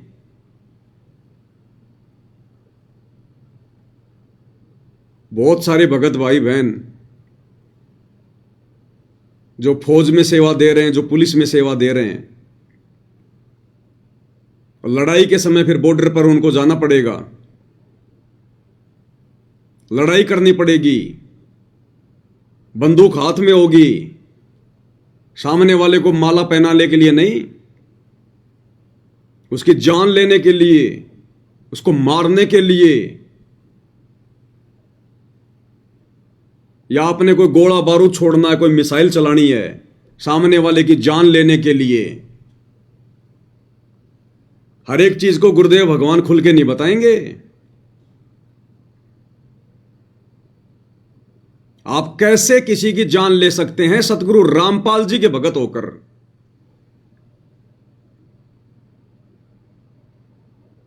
खाली 40-50 हजार रुपए की तनख्वाह के लिए, और आप मनुष्य को मारोगे। और सामने कौन है, किसको मारोगे? जिन जिन देशों का बॉर्डर लगता है, और वहां पर कौन लड़ाई करेगा? आप जैसे ही बेचारे निर्दोष। आप अगर भगत हो सतगुरु रामपाल जी के, फौज पुलिस में हो और लड़ाई करने के लिए बॉर्डर पे चले गए, तो दूसरे देश से भी तो बेचारे सैनिक ही आएंगे, वो भी तो आपकी तरह ही हैं। और उनमें यदि तुम्हारा कोई भगत भाई हुआ तो, अरे अब तो हर देश में गुरुदेव के भगत हैं। पाकिस्तान में भी जो है सतगुरु रामपाल जी के भगत हैं, आर्मी में भी बहुत हैं पाकिस्तान में। और भारत पाकिस्तान की हो गई लड़ाई, छिड़ गया युद्ध, और भारतीय सेना में सतगुरु रामपाल जी का भगत, और उधर से पाकिस्तान की सेना में भी सतगुरु रामपाल जी का भगत। इधर से तो वो तान के खड़ा बंदूक अपने गुरु भाई पर, उधर से वो तान के खड़ा बंदूक अपने गुरु भाई पर। नालायको, ये तत्व ज्ञान है क्या? और भगत ना भी हो सामने तो किसको मारोगे तुम? मनुष्य मारोगे। जैसे तुम एक जिम्मेदारी के तहत खड़े हो, वो भी तो एक जिम्मेदारी के तहत खड़ा है। दुश्मनी क्या है?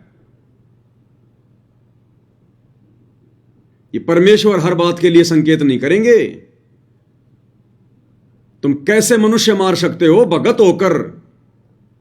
भगत तो चींटी भी नहीं मार सकता, और तुम जानबूझकर मार रहे हो। पता है तुम्हें कि वो भी मेरे जैसा किसी मां का बेटा है, निर्दोष है। कैसे मार दोगे? सतगुरु रामपाल जी के भगत होकर। इब्राहिम सुल्तान का उदाहरण क्यों दिया गुरुदेव ने? राज्य त्याग दिया, राज्य। वो एक सैनिक नहीं था, सैनिकों का राजा था। और राज्य उसने क्या सोचकर त्यागा था कि राज्य में भक्ति नहीं हो सकती।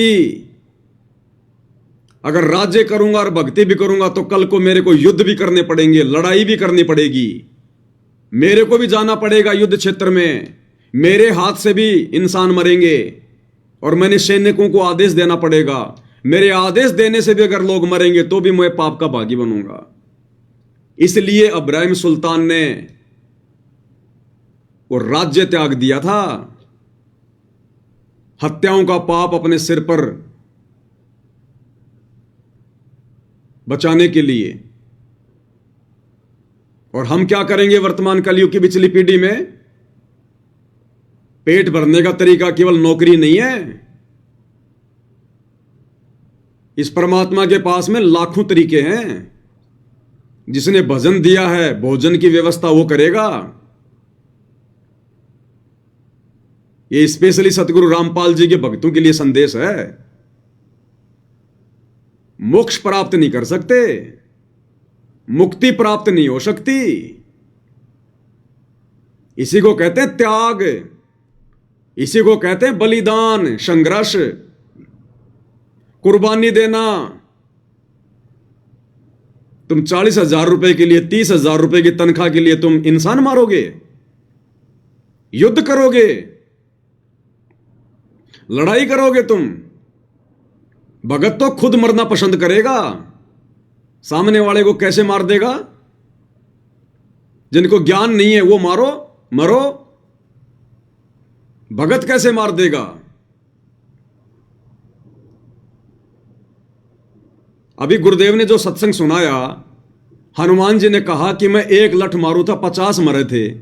गुरुदेव ने क्या कहा? ये संतों के लक्षण नहीं, हनुमान भक्तों के लक्षण नहीं, ये मार पिटाई मार काट करना।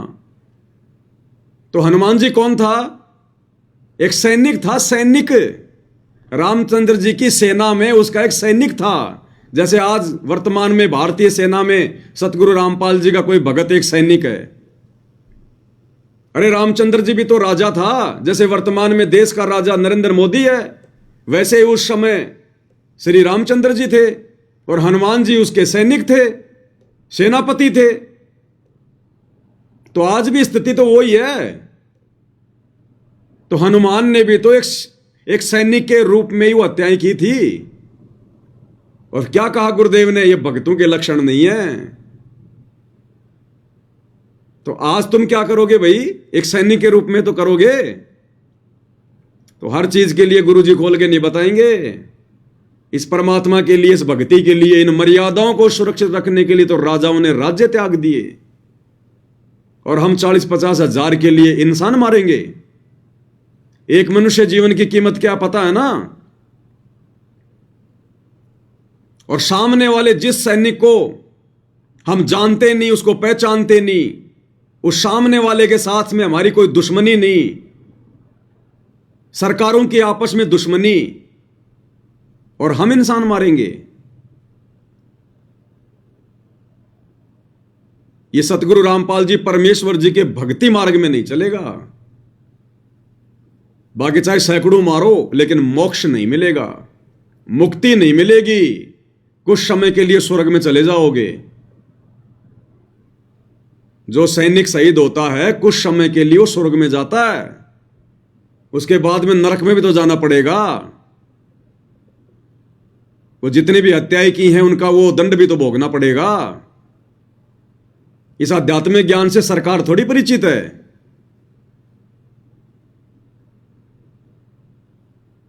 तो हर चीज के लिए गुरुदेव भगवान नहीं बताएंगे, संकेत ही काफी होते हैं। अगर भक्ति बचानी है तो, अगर मोक्ष प्राप्त करना है तो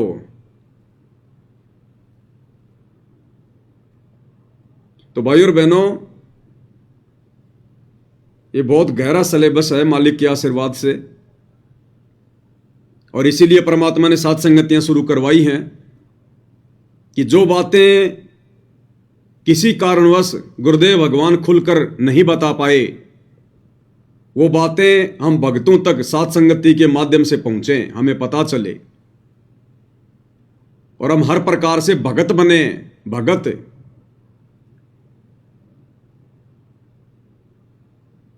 मीराबाई के चाचा ससुर ने, वो भी तो सैनिक था, सेनापति था।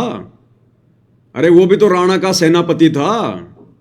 उसने काठ की तलवार रख ली कि आज के बाद हत्या नहीं करूंगा। लकड़ी की तलवार रखी उसने। तो ये वर्तमान के भगत सोच लेना जो ऐसी परिस्थितियों में फंसे हों। भगवान ने पेट भरना है, नौकरियां पेट नहीं भरेंगी, ध्यान रख लेना। ये कल को महाविनाश का समय आ रहा है, जब तुम्हारी सरकारें नहीं रहेंगी, तुम्हें कौन तनख्वाह देगा? तुम्हें कौन सैलरी देगा? ये लॉकडाउन के समय तुम लोगों ने अपना पेट भरा या फिर इन सरकारों ने तुम्हारा पेट भरा? तो सतगुरु के आश्रय रहेंगे तो सतगुरु पेट भरेगा, जो सरकारों का भी पेट भर रहा है, उन राजाओं का भी पेट भर रहा है। और जब राजाओं के कर्म बिगड़ जाते हैं तो वो भी भूखे मरते हैं, भूखे। 1720 में जो अकाल पड़ा था, गुरुदेव ने क्या वाणी कही है?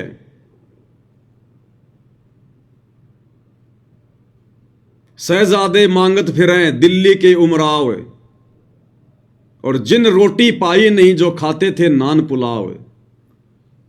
शहजादे मांगत फिरें दिल्ली के उमराव, दिल्ली के जो बादशाह थे, जो राजा थे, वो और उनके शहजादे, उनके बेटे बेटियां, उनका परिवार एक एक रोटी मांग रहे थे टूक। शहजादे मांगत फिर दिल्ली के उमराव, और जिन रोटी पाई नहीं उनको रोटी का टुकड़ा भी खाने को नहीं मिला। मांग मांग कर भी जो खाते थे नान पुलाव, जो 56 प्रकार के भोग खाते थे। तो ये समझदार भक्तों के लिए संकेत ही काफी है। अगर अपनी भक्ति बचानी है तो कितने भगत भाई बहन हैं जो अपनी नौकरियां छोड़ छोड़ के आ रहे हैं, अपना रिजाइन दे दे के आ रहे हैं। आने वाला समय कितना खतरनाक है कि कहीं हम कोई पाप के भागी ना बन जाएं। भले पेंशन ना मिले तो ना मिले, नौकरियां छोड़ छोड़ के घर बैठे हैं, जो मार काट वाली नौकरियां हैं, रिजाइन दे दे के आ रहे हैं कि साहब बस बस हो गया, बहुत हो गया। अब तो सतगुरु की भक्ति रूपी सेना में सैनिक बनेंगे, बाकी बहुत बन लिए हम सैनिक। उन हत्याओं का पाप हमारे सिर पे रखा हुआ, आज तक वो ही नहीं उतर रहा। तो हर चीज को गुरुदेव भगवान खोल के नहीं बताएंगे, ध्यान रख लेना। तो भाई और बहनों, मालिक की रजा है,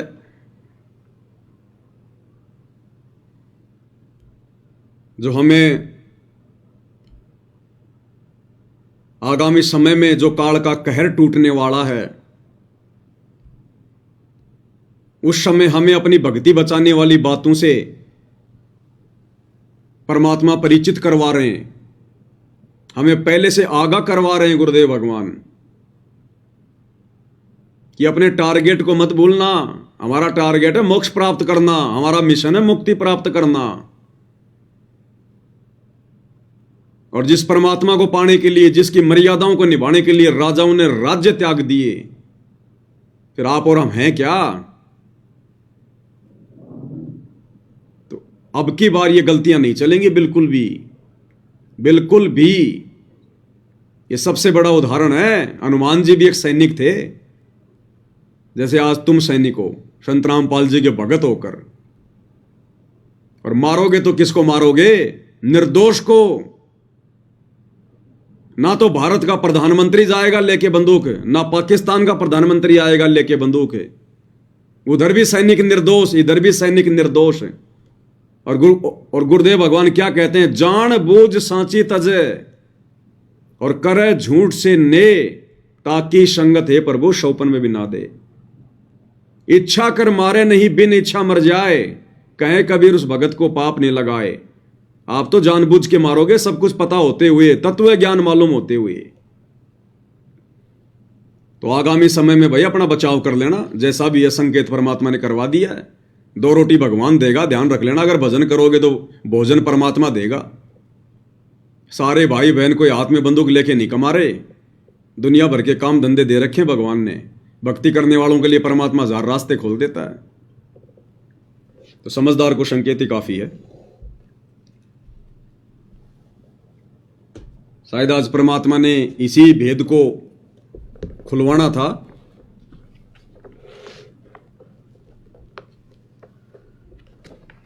तो भाई और बहनों, अंत में हम गुरुदेव भगवान की महिमा करेंगे एक छोटे से शब्द के साथ में। ये काल, ये माया हमें भक्ति नहीं करने देंगे। ये तो हर प्रकार से भगत को फंसा के रखेंगे, फंसा के। अरे इसीलिए तो गुरुदेव भगवान नौकरी वगैरह लगने का आशीर्वाद नहीं देते कि मेरे से यहां कोई मंत्री बनने का, कोई नौकरी प्राप्त करने का आशीर्वाद लेने मत आना। भगवान ने तो खुद अपनी नौकरी छोड़ के दिखाई। यहां तो टारगेट मोक्ष प्राप्ति का लेकर आओ, मोक्ष का। तो ये काल और दुर्गा, ये भाई और बहनों भक्ति नहीं करने देंगे, ध्यान रख लेना। शब्द नंबर 58 है, पेज नंबर 151।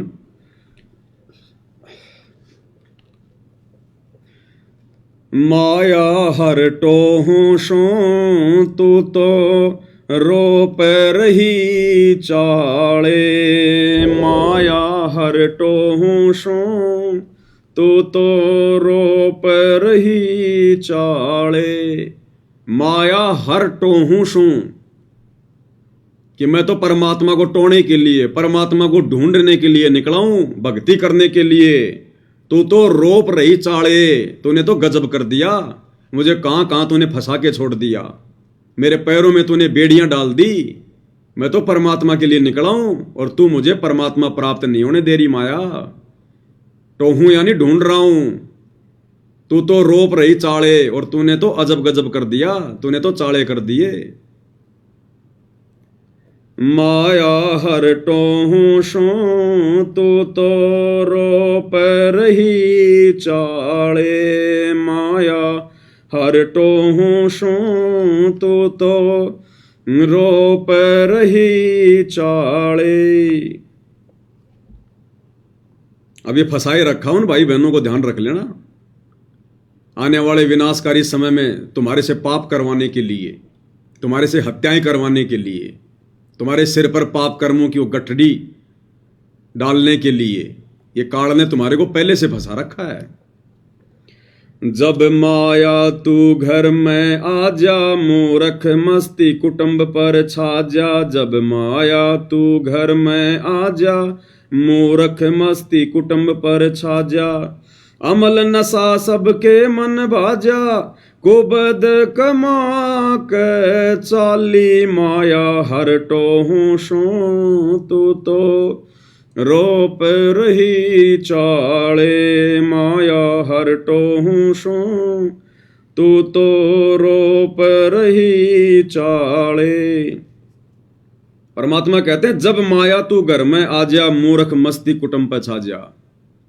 माया के अनेकों रूप हैं, कोई शरीर से बलशाली है, अहंकार हो गया, वो भी माया, माया ने घेर लिया। किसी के 2, 4, 5 संतान हैं, अट्टे कट्टे हैं, वो किसी को जीने नहीं देता, उसको अहंकार हो गया अपनी संतान का, लठ का। किसी के घर में धन ज्यादा आ गया, वो अहंकार हो गया। किसी का बेटा कोई बड़ा अधिकारी बन गया, वो पहन के नई धोती पूरे गांव में घूमता रहता है। तो ये माया हर प्रकार से भगत को घेर के रखती है। तो कहते हैं जब माया तू घर में आ जा, मूर्ख मस्ती कुटुंब पर छा जा। उस परिवार में मूर्ख मस्ती छा जाती है, 2 के 4 करने में लग जाएगा। फिर कोई भी सलाह दे देगा, पता है इसके घर में पैसे हैं, अरे ये बिजनेस कर ले, ये वाला काम कर ले, मेरे को भी पार्टनर बना ले, और लगवा के उसके 5-10 लाख रुपए साइड में हो जाएगा। फिर कि भाई मैं क्या करूं, मैंने तो अच्छा आइडिया बताया था, अब तेरे भाग्य में नहीं चला तो नहीं चला। अमल नशा सबके मन भाजा, कुबद कमा के चाल है। अब जिसके घर में ज्यादा माया होगी, ज्यादा पैसा होगा, वो कुबद ही करेंगे। नशा तो फिर सबसे पहले है, गाड़ी खरीद के लाएंगे और गाड़ी में फिर बोतल रखने का, गिलास रखने का तो खांचा आता ही आता है। फिर कभी उस यार दोस्त को लेके घूमेगा, कभी दूसरे को लेके घूमेगा। तो कहते हैं अमल नशा सबके मन भाजा, कुबद कमा के चाली। माया हर टोहूं सू तू तो रोप रही चाले। जय कोई नेक कमाई करता, पाप कर्मों से रह जो डरता। जय कोई नेक कमाई करता, पाप कर्मों से रह जो डरता। टोटे के माओ मरता देखा, कैसे वो हरि गुण गाले। माया हर टोहूं सू तू तो रोप रही चाले। माया हर टोहूं सू तू तो रोप रही चाले। कहते हैं जय कोई नेक कमाई करता, पाप कर्मों से रह जो डरता। जो बेचारा नेक कमाई करता है, सीधा सिंपल जीवन जीता है, कहते हैं ये माया, ये काल उसको जीवन नहीं जीने देता। जय कोई नेक कमाई करता, पाप कर्मों से रह जो डरता। टोटे के माँ वो मरता देखा, कैसे वो हरिगुण गाले। बेचारा अंत में टोटे में मर जाता, वो कर्जे में मर जाता, वो परिवार की जरूरतों को पूरा करते करते मर जाता, जिम्मेदारियां निभाते निभाते। कैसे वो हरि गुण गाले, उसको हर प्रकार की परंपराओं में फंसा के रखा जाता है। घर में 4 रुपए की आमदनी नहीं, हर तीसरे महीने में दिवाली आ गई, होली आ गई, मकर संक्रांति आ गई, दुनिया की देखा देखी खर्चा करना पड़ता है, बच्चों को पटाखे लाके देने पड़ते हैं, फिर कोई भात आ गया, कोई छुचक आ गया, किसी का पीली आ गया, कोई कोथड़ी आ गई, कोई सिंधारा आ गया, कोई रिश्तेदार मर गया, किसी के घर में किसी का जन्म हो गया। दुनिया भर के काल ने हमारे चक्कर बांध रखे हैं, लेन देन में फंसा रखा है। कहते हैं कैसे वो हरि गुण गाले, बेचारा कैसे तो भक्ति कर ले वो, और कैसे फिर वो परमात्मा की भक्ति कर ले, उसके गुण गाले।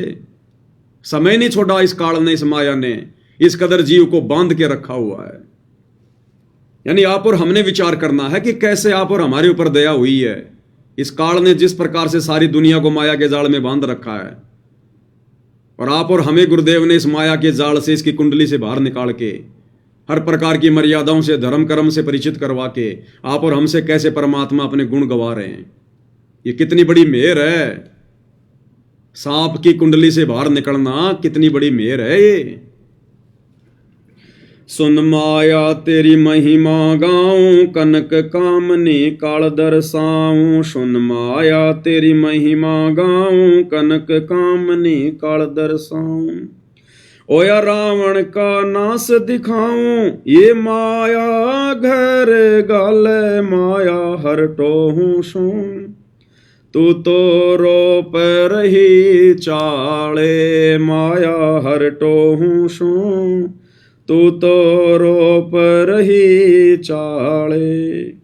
सुन माया तेरी महिमा गाऊं, यानी माया मैं तेरे अवगुण बताऊं।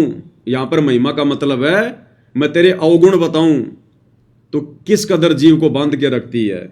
सुन माया तेरी महिमा गाऊं, कनक कामनी काल दसाऊं। कनक यानी सोना और कामनी यानी स्त्री, कहते हैं इनमें तो साक्षात काल निवास करता है, काल। सुन माया तेरी महिमा गाऊं, कनक कामनी काल दर्शाऊं। कनक यानी सोना और कामनी यानी स्त्री, कहते हैं इनमें तो साक्षात काल बैठा है, साक्षात काल। बकवाद करने वाले भक्ति के निकट भी नहीं है। जो सोना चांदी पहन के घूमते हैं भक्ति के निकट भी नहीं है। दुनिया की नजरों में सतगुरु के भगत, और सिर में, नाक में, कान में काल को बैठाए हुए हो। ओया रावण का नाश दिखाऊं, ये माया घर गाले। स्त्री के चक्कर में रावण ने अपनी दुर्गति करवा ली। सोने की लंका के अभिमान में रावण ने अपनी दुर्गति करवा ली। कनक और कामनी के चक्कर में, उस अहंकार के चक्कर में रावण कुत्ते वाली मौत मरा। ये माया घर गाल है, यानी सत्यानाश कर देती है, घर को बर्बाद कर देती है। माया हरटो हूं सू, तो रोप रही चाले। गंगा के मां बन जा पानी, राजा के घर हो जा रानी। गंगा के मां बन जा पानी, राजा के घर हो जा रानी। महाभारत सी कर दे कहानी, जंग माया कर वाले। माया हरटो हूं सू, तू तो रोप रही चाले। माया हरटो हूं सू, तू तो रोप रही चाले। गंगा के मां बन जा पानी, परमात्मा में वो कथा सुनाते हैं ना, 25,000 तीनों देवताओं के उपासक गंगा जी के घाट पर प्रथम स्नान को लेकर आपस में लड़ लड़ के मर गए। कहते हो पानी वहां पर माया बन गया, काल बन गया। और राजा के घर हो जा रानी, राजा के घर हो जा रानी, यानी जो ये द्रौपदी थी ये रानी थी, युधिष्ठिर राजा था, और उस रानी के कारण, उसके कुबोल वचन के कारण महाभारत जैसी कहानी हो गई। 18 करोड़ लोग मारे गए।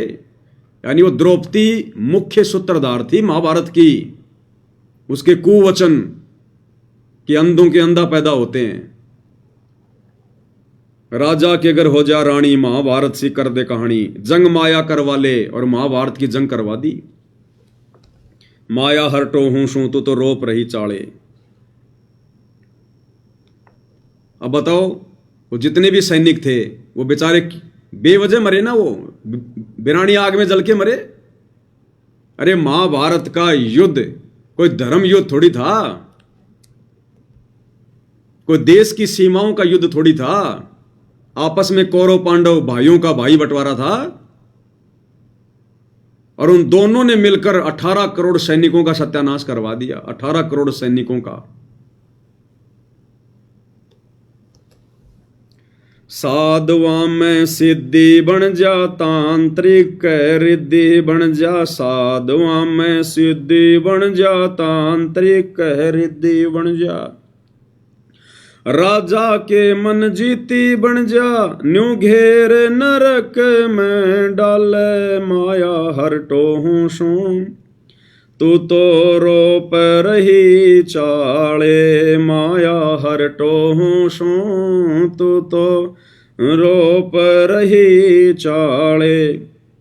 साधुआ यानी जो भगत योगी, अगर किसी को अपनी भक्ति का अहंकार हो गया, अपनी कोई सिद्धि शक्ति का अहंकार हो गया, जैसे वो चुनक ऋषि अपनी सिद्धि का अहंकार हो गया, राजा मानदाता की 72 करोड़ की सेना मार दी, बन गया पाप का बागी।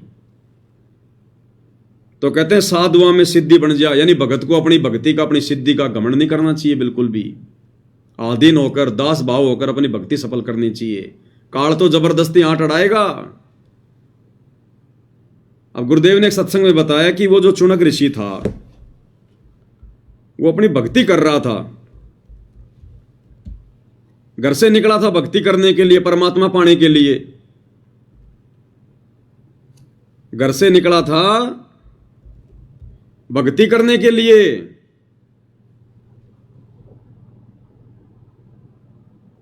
ओम नाम का जाप करके, तपस्या करके सिद्धि आ गई। अब काल भक्ति सफल नहीं होने देता, अपने साधकों की भी सफल नहीं होने देता, कहीं इनकी महिमा ना हो जाए। और जब मानदाता राजा के सैनिक जा रहे थे घोड़ा लेकर, वापस घूम के आ गए, पूरी पृथ्वी पर किसी ने घोड़ा नहीं पकड़ा, क्योंकि घोड़े के गले में जो चिट्ठी थी उसमें लिखा था कि राजा की 72 करोड़ सेना है।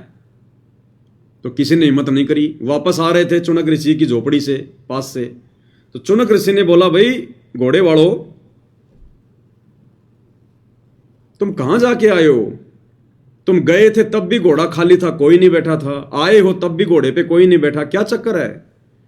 बोला जी, राजा मानदाता का घोड़ा है, और राजा मानदाता ने पूरी पृथ्वी पर यह ऐलान किया है कि अगर कोई मेरी खिलाफत करता है तो इस घोड़े को पकड़ ले और मेरे साथ युद्ध करना पड़ेगा, मेरे पास 72 करोड़ सेना है। तो किसी ने हिम्मत नहीं करी। उसी समय काल ने प्रेरणा कर दी चुनक ऋषि में कि राजा को तो अहंकार हो गया, इसका अहंकार तोड़ना चाहिए। जबकि उस मूर्ख को क्या लेना देना था? घर से निकला था भगत बन के भक्ति करने के लिए, और गुरुदेव ने बताया कि राजा अपना काम करेंगे, भगत ने अपना काम करना है। क्या जरूरत थी उसके घोड़े को पकड़ने की कि जाओ भाई ठीक है। जबरदस्ती घोड़ा बांध लिया उसने कि मैंने तेरे राजा का युद्ध उठ लिया, और अपनी सारी भक्ति शक्ति का सत्यानाश करवा दिया, नरक भोगने के लिए तैयार हो गया। तो गुरुदेव कहते हैं साधुआ में सिद्धि बन जा, तांत्रिक रिद्धि बन जा। और ये जंत्र मंत्र करने वाले थोड़ी बहुत कोई ये जंत्र मंत्र करके ये सेवड़े सावड़े बन जाते हैं, मूठ माठ छोड़ना शुरू कर देते हैं, वशीकरण वगैरह, और कहते हैं अपना सत्यानाश करते हैं। फिर ये अपने स्वार्थ के लिए, चंद पैसों के लिए दूसरों का ये नुकसान करते हैं। तो कहते हैं वो भी काल करवा रहा है, ये भी एक माया है। साधुआ में सिद्धि बन जा, तांत्रिक रिद्धि बन जा। राजा के मन जित्ती बन जा, नू घेर नरक में डाला है। राजा के मन जित्ती बन जा, यानी और ज्यादा राज्य प्राप्त करने की लालसा में ना जाने कितने कुकर्म कर देता है, कितने युद्ध कर देता है, कितने सैनिक मरवा देता है, और अंत में घेर नरक में डाला है, डाल देता है, फिर ठोक देता है नरक में। माया हरटो हूसू तो रोप रही चाड़े। तपस्वी करते तप की शोभा, ऋषि मुनियों के लग्या मान करोगा। तपस्वी करते तप की शोभा, ऋषि मुनियों के लग्या मान करोगा। योगी रहाना किते जोगा, लाए ब्रह्म रंदर के ताले। माया हरटो हूसू तो रोप रही चाले। माया हरटो हूसू तो रोप रही चाले। तपस्वी करते तप की शोभा, तपस्वी को अपने तप का अहंकार हो जाता है। ऋषि मुनियों के लगिया मान का रोगा, यानी त्रेता द्वापर सतयुग तक ऋषियों को, जैसे वर्तमान में हम कहते हैं भगत संत, उस समय उनको ऋषि कहा जाता था। तो कहते हैं भक्तों को भी अपनी भक्ति का अभिमान हो जाता है, मान बढ़ाई का रोग लग जाता है। और योगी रहना कित्ते जोगा, योगी जो काल उपासक हैं, काल ने सबको शास्त्र विरुद्ध साधना पर लगा रखा है, अंत में वो डले ढोके जाता है, कहीं के जोगा नहीं रहता, यानी किसी भी लायक नहीं रहता अंत में। योगी रहना कित्ते जोगा, वो तपस्वी जो बेचारे तप करते रहते हैं, सोचते हैं कि हम भगवान को पाएंगे। ऋषि मुनि घर छोड़ छोड़ के जंगलों में साधना करते हैं, सोचते हैं कि हम भगवान को पाएंगे। योगी अपना योग करते रहते हैं, लेकिन साधना उल्टी, शास्त्र विरुद्ध, काल उनको भ्रमित रखता है। और अंत में योगी रहना कित्ते जोगा, यानी कहीं का भी नहीं रहा, ना घर का ना घाट का। लाए ब्रह्मरंध्र के ताले, उनका 10वां द्वार भी नहीं खुलने देता ये काल। माया हरटो हूं शू तो रोप रही चाले। सत्य पुरुष का नाम मिटाया, काल निरंजन राम बताया। सत्य पुरुष का नाम मिटाया, काल निरंजन राम बताया। ब्रह्मा विष्णु महेश उड़ जाया, बंदी छोड़ छुटा ले माया। हरटो हूं शू तो रोप रही चाले, माया हरटो हूं शू तो रोप रही चाले। कहते हैं इस काल ने कोई कैसे भक्ति कर ले, सत्य पुरुष का तो नामो निशान मिटा दिया, वेदों में से वो मूल ज्ञान निकाल दिया जिसमें पूर्ण परमात्मा और सतलोक की जानकारी थी, और खुद ही भगवान बन बैठा। भला मान चाहे बुरा मान, एक ओछी चाली चाल तने। सत्य पुरुष बुला दिया, आप जना लिया, कुछ ना सोची काल तने। तो परमात्मा कहते हैं सत्य पुरुष का तो नाम मिटाया और काल निरंजन राम बताया, और खुद को ही ज्योति निरंजन भगवान, अलख निरंजन भगवान, अपने आप को इसने भगवान बता दिया यहाँ पर। और बाकी ये जो इनके पुत्र हैं ब्रह्मा विष्णु महेश, इनको भेजता रहता है यहाँ पर भगवान, जो है बना बना के इनको अवतार रूप में भेज देता है। बाकी दुनिया इनके पीछे लगी रहती है, इनको भगवान मान के पूजती रहती है। बताओ फिर कोई कैसे उस परमात्मा तक पहुंच जाए। पहली बात तो इसने भगवान का नामो निशान मिटा दिया शास्त्रों में से, मूल ज्ञान इसने समाप्त कर दिया सूक्ष्म वेद वाला। फिर खुद को संसार में इसने भगवान साबित कर दिया कि ओम नाम सबसे बड़ा, इससे न बड़ा कोई, जो इसका सुमरण करे तो शुद्ध आत्मा होए। परमात्मा कहते हैं इस अकेले ओम नाम के जाप से किसी की शुद्ध आत्मा हो तो भी वो गंदी हो जाए। और ब्रह्मा विष्णु महेश उड़ जाया, बंदी छोड़ छुटा ले। और बाकी बची कुची कसर फिर ये ब्रह्मा विष्णु महेश को भेजता रहता है। यहाँ पर श्री रामचंद्र जी को भेज दिया, विष्णु अवतार को, उसको राम घोषित कर दिया, पूरी दुनिया लग गई यही राम है। द्वापर में श्री कृष्ण भेज दिया। तो कहते हैं ऐसे ये फंसा के रखते ये माया हरटो हूं शू तो रोप रही चाले। अब बताओ कोई कैसे भगवान को टोल ले, ढूंढ ले, कोई कैसे भक्ति कर ले। हर प्रकार से इसने जाल फैला रखा है। कहते हैं बंदी छोड़ छुटा ले, हे कबीर भगवान, हे गुरुदेव भगवान, हे परमात्मा, आप ही छुटा सकते हो हमारे को, जीव की बस की बात नहीं है, औकात नहीं है। तो आप और हमें आज उस बंदी छोड़ ने छुटा रखा है, नहीं तो पूरी दुनिया फंसी पड़ी है, राजा से लेकर रंक, पूरी दुनिया इसके जाल में फंसी पड़ी है। राम नाम निकट भी नहीं है उनके। मंदिरों में चले जाएंगे, मस्जिदों में चले जाएंगे, जब आएगा समय चुनाव का मुसलमानों के टोपी पहन लेंगे, हिंदुओं का जो है भगवा पहन लेंगे, कोई दीन धर्म नहीं इनका, और बाकी समय आपस में हिंदू मुसलमानों को लड़ाओ। तो परमात्मा कहते हैं सारा बखेड़ा काल का है। तो आप और हम भाई बहनों ने विचार करना चाहिए कि आप और हमारे ऊपर कैसे भगवान की रजा हुई बंदी छोड़ की सतगुरु रामपाल जी की। इस भयंकर काल के जाल से, माया के जाल से गुरु जी ने आप और हमें कैसे बाहर निकाला। कहते हैं ये कार्य वो बंदी छोड़ ही कर सकता है, बंदी छोड़ छुटा ले। तो आज स्वयं वो बंदी छोड़ सारी सृष्टि का मालिक कबीर देव सतगुरु रामपाल जी धरती पर प्रकट है, और उनकी विशेष रजा से, उनकी मेहर से आप और हम भगत भाई बहन इस काल के जाल से बाहर हैं, इन बंधनों से दूर हैं।